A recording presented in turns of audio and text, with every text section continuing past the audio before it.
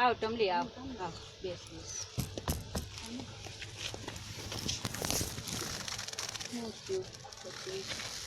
કાંઈ નથી થાય હું મમ્મી આને જા આની ઓરીમાં તો હું તો ઉપાડી આમ ચિંતામાં હું તો હવે લેવાઈ ગઈશ.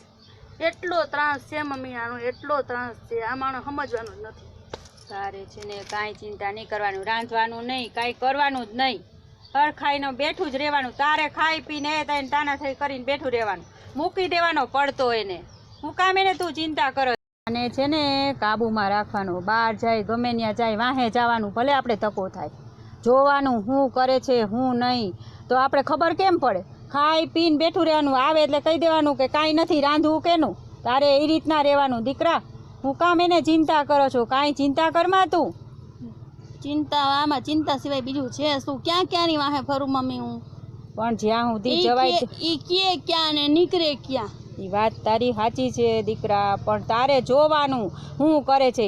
આવીને કે ખાવાનું લાવ, કહી દેવાનું કે ભાઈ ખાવાનું તમે દો જ તો હું રાંધું. એને કહી તારે ખાઈ લેવાનું, હું બેઠી જાઉં ને હું તને દઈ જઈશ, તારે ખાઈ લેવાનું, કહી દેવાનું નથી કાંઈ લઈ આવતો રાંધીને દઉં. તો મારે સામું બાધે તો બોલે જ કહી દેવાનું કે તું લઈ આવતો નથી તો ક્યાં જ રાતું. જો હું તમને કહું બરાબર છે, એને આપણે ગમે કામ કરવાનું કહીએ એટલે એમ કે બાપાની બા 200 વીઘા ખેતર પડી જ છે બરાબર. એમાં કોઈ દી હરામ જો મમ્મી એમાં કોઈ દી દાંતેડ ઓડાડ્યું હોય ને તો કોઈ દી મન ન સાંભળતું કાજ વહેલો ઉઠીને ખેતરમાં દાંતેડી ડાળવા ગયો.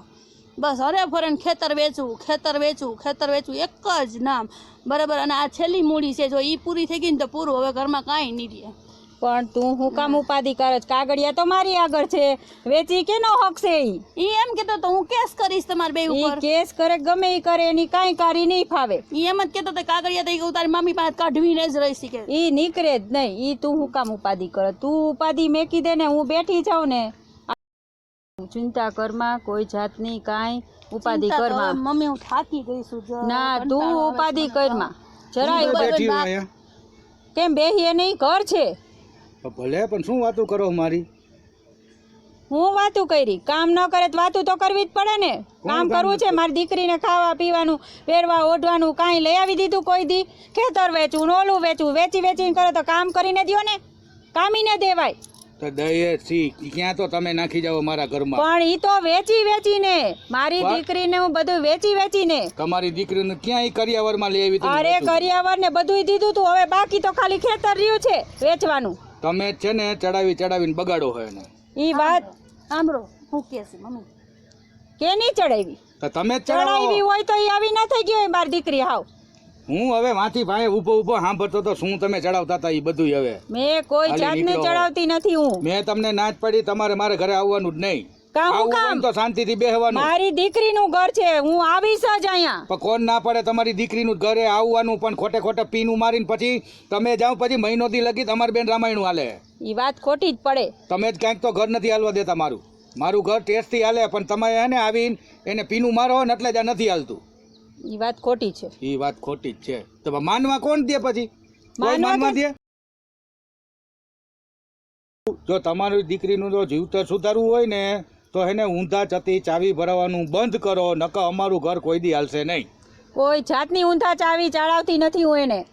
એને હારી શિખામણ જ દીધી છે, મેં એને હારી શિખામણ જ દઉં છું. ઈ મેં સાંભળી તમારી હારી શિખામણ. ઈ વાત ખોટી જ પડે છે. તમારે જેમ કરવું હોય ને એમ કરો. હવે મારે જ આ ઘરમાં નથી રહેવું. હું હવે આવીશ મહિના દી પછી. મહિના દી સુધી વરાવદી લગીને નહીં આવતા. સારું રાખજો. હા હું રાખીશ જ મારી ટમલીને. જોયું ને મમ્મી, આવા એના ઉપાડા હોય. આ કાંઈક તમે સારું કયો ને કમાવાનું કયો એટલે ઘર મૂકીને વયો જાય. સાચું સારું જ નથી લાગતું. સાચું હગી માને ન હુણે સમજી તું, એટલે એને સાચું કહે જ ને એટલે એને પેટમાં દુખાવો ઉપડે. તમને લાગે આ સુધરશે? હું બેઠી છું ને, તું ઉપાધિ શું કામ કરસ? હવે એક કામ કર, આ તમારા બેયને ડખા હાલે છે ને, હવે હું જાઉં થોડાક દી પછી, આ બધું શાંત પડી જાય ને પછી હું પાછી આવીશ. વાંધો નહીં, એમ કરીએ. વાંધો નહીં હો, પણ હું ફોન કરું એટલે મમ્મી આવી જાજો. અરે તરત જ. ઈ ઉપાધિ હું કામ કરે તું? હું બેઠી જ છું.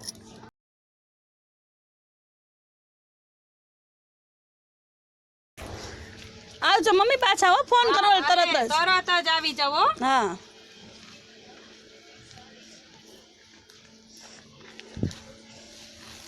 એ ભગવાન ભગવાન હવે મમ્મી શીખાડી ગઈ ને એમ જ કરવાનું છે હવે જો એનો વારો કાઢું જગલાનો હવે એ હું ધંધે ન ચડે અને ખેતરનો તો નામ ભૂલાઈ દઉં એને મોઢામાંથી